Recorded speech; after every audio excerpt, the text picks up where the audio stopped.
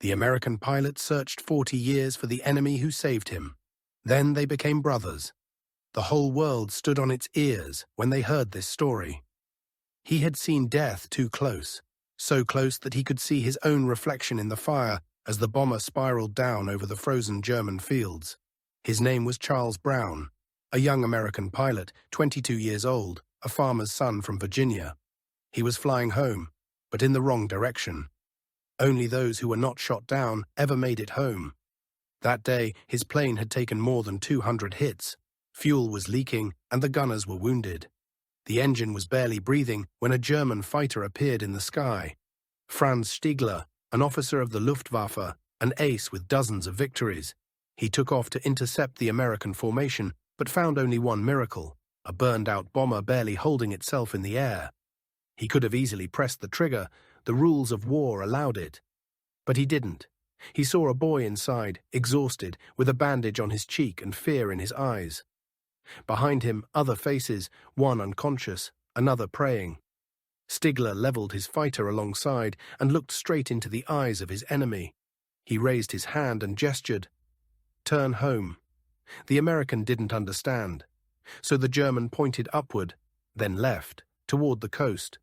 For several minutes they flew side by side, two enemies suddenly bound by fate. The fighter escorted the bomber all the way to the sea until it disappeared into the clouds. Stiegler returned to base and told no one what he had done. For such mercy, a man could be shot. The war went on. Charles survived.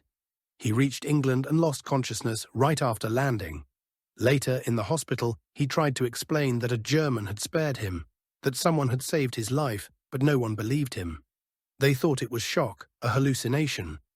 Yet the memory of those minutes stayed with him forever. He remembered the eyes of the man who could have killed him, but didn't. Years passed. The war ended. Cities were rebuilt. People learned to laugh again. But for Brown, something remained unfinished. He became a civilian pilot, flying routes across the Atlantic, and each time he looked down at the cold sea, he remembered that encounter. Who was that German? Why had he spared him? Was he still alive? The older Charles grew, the stronger the need became to find that man. Not out of curiosity, but out of duty.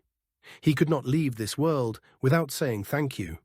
He began searching. He wrote to archives, to veteran associations, posted notices in Luftwaffe newsletters, dozens of letters, hundreds of pages, no reply. It seemed the German pilot had vanished as quietly as he had appeared in that winter sky. Then one day, in the late 1980s, a letter arrived.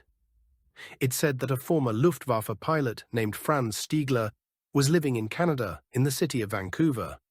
He too had kept one secret all his life, that once he had refused to shoot down an enemy. He had feared to tell anyone because mercy in wartime could be judged as treason. But the years had passed, and his conscience forced him to write. He wanted to know, did that boy survive? Charles could not believe it. He read the letter again and again. It contained details that no one could possibly know except the witness himself. He knew then. This was him. The same man. Within a week, he was on a plane to Canada. In his pocket, he carried a photograph of his battered bomber, the one he had always kept in his wallet. In his chest beat the heart of a young pilot who was finally about to close a story 40 years long. When the door opened, they simply stood facing each other. Two old men, both grey, both with trembling hands. Stiegler looked into his eyes and quietly said, "I recognize you. You're alive. It's a miracle." And the American hugged him, the way a brother is hugged after being lost forever. They both cried, silently, like soldiers. For all those years, each of them had carried the other inside his heart. After that, they became true friends. They called each other almost every day, traveled together to air shows, where people could not believe that these two had once been enemies. They shared the same lines on their faces, the same weariness, but also the same peace. When journalists asked what he felt when he first saw his enemy, Charles answered, "I realized I was looking at a man, not a foe."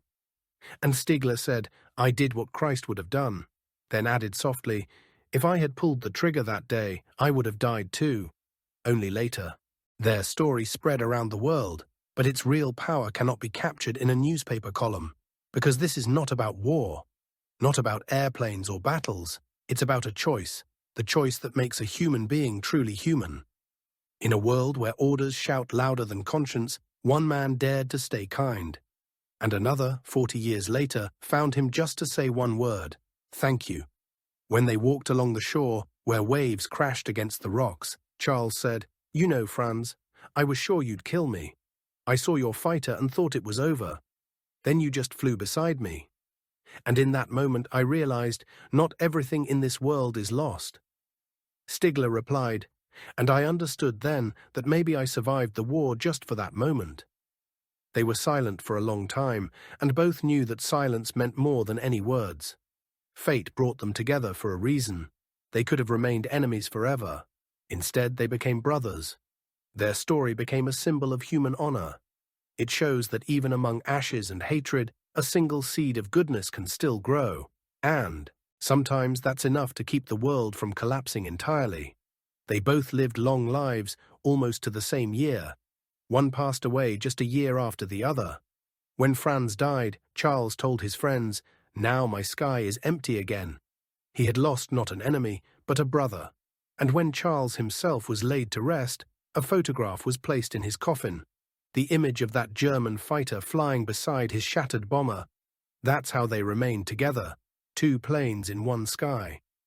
Their story was told and retold. Veterans spoke of it at reunions, pilots at airfields.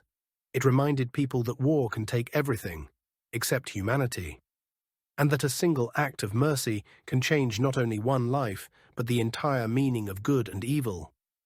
When you look at old photographs where they stand side by side, a German and an American, it's hard to believe they were ever enemies. They smile, their hands on each other's shoulders, as if afraid to let go again. And behind them, the sky. The same sky where death once gave way to life. It sounds like a legend, but for those who were there, it's real. Charles Brown often said, "If not for him, I would never have seen another sunrise. And if not for war, we might have met as friends, not as foes." He said it quietly, without pride, the way only those who have seen the impossible can speak. And today, decades later, their story still lives. Their photos hang in aviation museums. Ethics books tell their story. Pilots, before every flight, remember, whoever you face up there, remember he's human.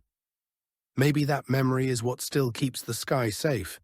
When the viewer reaches the end of this story, they may not remember every name, every model, every date. But they will remember the feeling. That it begins with one question: why didn't the enemy shoot? And ends with a quiet answer: because he was still a man. Think about that. In a world so quick to look for enemies, maybe sometimes we should simply look up. And remember two pilots who found not hatred, but light. Tell me what you think in the comments. Because maybe, just maybe, stories like this one can still save humanity from itself.